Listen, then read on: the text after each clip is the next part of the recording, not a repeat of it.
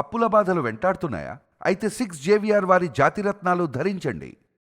నమస్తే, welcome to మనం TV. మాజీ ముఖ్యమంత్రి కేసీఆర్ ఏ క్షణమైనా అరెస్ట్ అయ్యే అవకాశం కనిపిస్తోంది. కాళేశ్వరం ప్రాజెక్టులో పెద్ద ఎత్తున అవినీతి అవకతవకలకు పాల్పడినటువంటి కారణంతో కేసీఆర్ను అరెస్టు చేయబోతున్నారు. ఇది మనం చెప్తున్నటువంటి విషయం కాదు.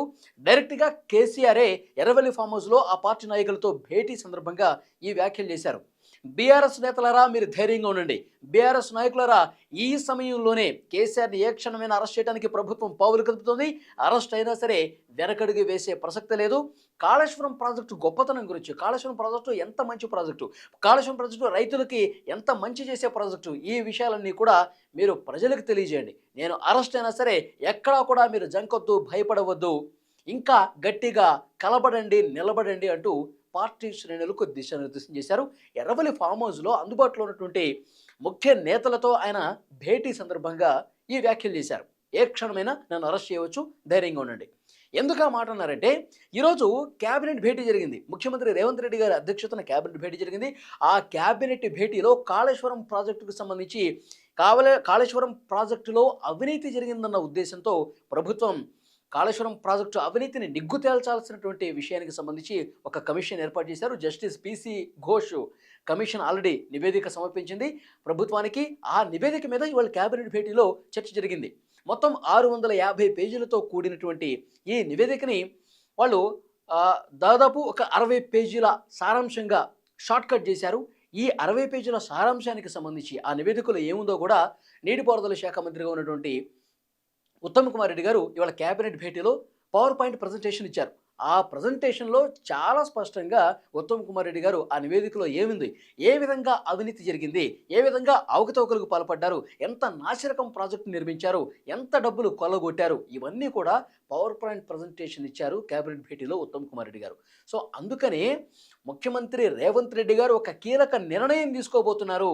మొత్తం వాస్తవాలు వెలుగులోకి వచ్చాయి కాబట్టి పిసి ఘోష్ నివేదిక కూడా ఇక్కడ అవినీతి జరిగింది, వేల కోట్ల రూపాయల కమిషన్లకు పాల్పడ్డారు అన్న సమాచారం ఈ నివేదిక బయటపెట్టారు కాబట్టి ఇక నేరుగా కేసీఆర్ని అరెస్ట్ చేయటమే తర్వాయి భాగం. ఇది చెప్పకనే చెప్పారు రేవంత్ రెడ్డి అని చెప్పి చర్చ ఉంది.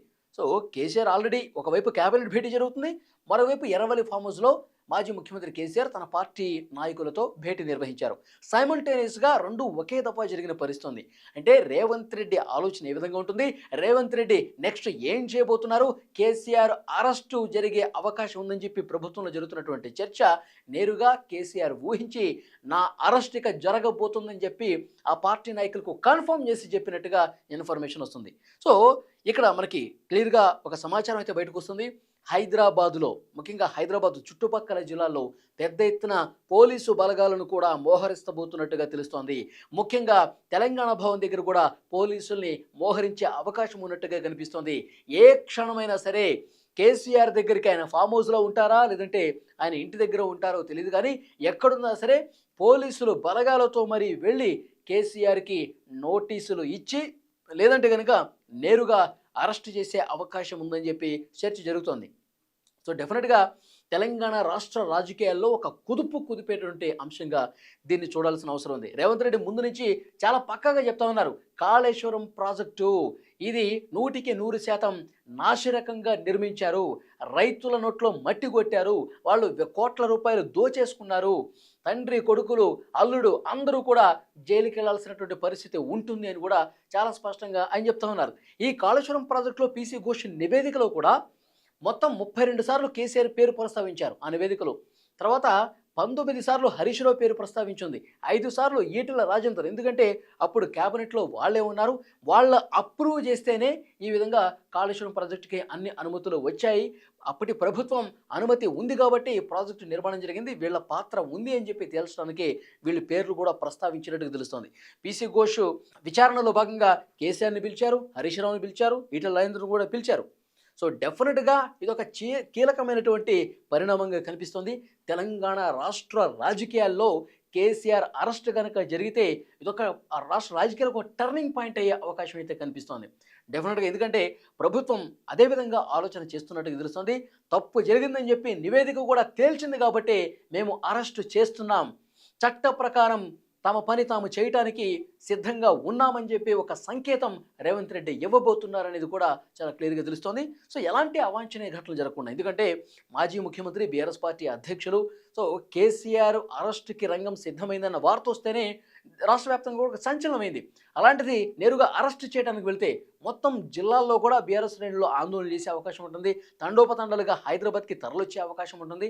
సో డెఫినెట్గా అలాంటి పరిస్థితి వస్తే ఎక్కడా కూడా అవాంఛనీయ ఘటనలు జరగకుండా ఉండేందుకు పెద్ద ఎత్తున పోలీసు బలగాలను కూడా మోహరించబోతున్నట్టుగా మనకైతే ఇన్ఫర్మేషన్ వస్తుంది. చూద్దాం, నిజంగానే కేసీఆర్ అరెస్టు, కేసీఆరే చెప్పారు నా అరెస్టు జరగబోతోంది, ఏదైనా జరగచ్చు, ఏ క్షణమైనా జరగచ్చు, మీరు ధైర్యంగా ఉండండి అని చెప్పి ఎరవల్లి ఫామ్ హౌస్లో ఆయనే అన్న నేపథ్యంలో ఇక్కడ చూస్తే డైరెక్ట్గా రేవంత్ రెడ్డి కాళేశ్వరం ప్రాజెక్టు నివేదిక మీద పవర్ ప్రజెంటేషన్ విన్న నేపథ్యంలో అడుగులు అట్లాగే పడబోతున్నాయి.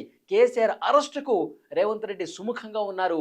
అరెస్ట్ చేయటానికి ఆదేశాలు కూడా ఇవ్వబోతున్నట్టుగా సమాచారం వస్తుంది. సో చూద్దాం నెక్స్ట్ ఏం జరగబోతుందో. నిజంగా అరెస్టు జరిగితే మాత్రం ఒక రాష్ట్ర రాజకీయాల్లో ఒక సంచలనమే నమోదైందని చెప్పాలి. ఫ్రెండ్స్, మీరేమనుకుంటున్నారు?